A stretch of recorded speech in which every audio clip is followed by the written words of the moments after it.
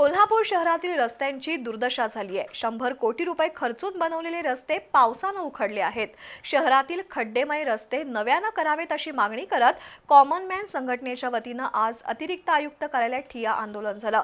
नवीन रस्ते करावेत, खड्डे पडलेल्या रस्त्यांचं पॅचवर्क करावं असं आश्वासन मिळाल्याशिवाय उठणार नाही असा पवित्रा रिक्षा चालकांनी घेतला।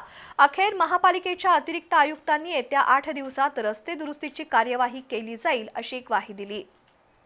महाराष्ट्र राज्य सुवर्ण जयंती महाअभियानांतर्गत कोल्हापूर शहरात 100 कोटी 33 लाखांच्या निधीतून 16 रस्त्यांची कामं सुरू झाली आहेत। त्यातील काही रस्ते बनले आहेत तर काही रस्ते अपूर्णच आहेत। पण ज्या रस्त्यांची कामं झाल्याचं महापालिकेनं सांगितलंय ते रस्ते सुद्धा पावसामुळे उखडले आहेत। त्यामुळे 100 कोटी निधी खर्च करूनही कामाचा दर्जा चांगला नसल्याचं सिद्ध झालंय। शहरातील बहुसंख्य रस्त्यांवर मोठमोठे खड्डे पडले असून रिक्षा चालकांना प्रचंड त्रास सोसावा लागतो। सर्किट बेंच सुरू होत असल्यामुळे सीपीआर चौक, छत्रपती ताराराणी चौक परिसरातील काही रस्ते नव्याने केले। काही ठिकाणी पॅचवर्क झालं, पण 8 दिवसात हे रस्ते सुद्धा उखडले आहेत।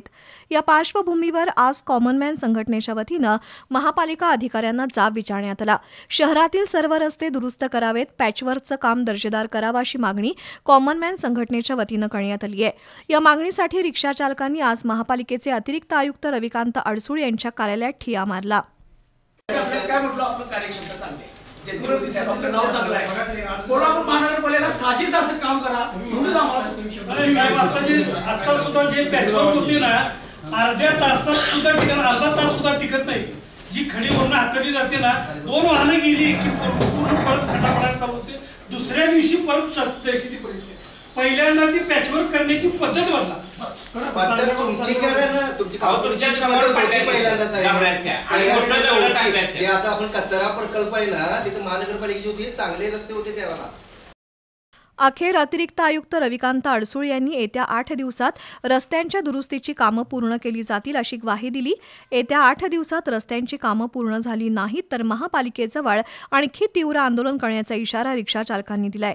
यावेळी अविनाश तिंडे, जाफर मुजावर, श्रीकांत पाटील, संजय भोळे, उदय इनामदार यांच्यासह रिक्षा चालक उपस्थित होते।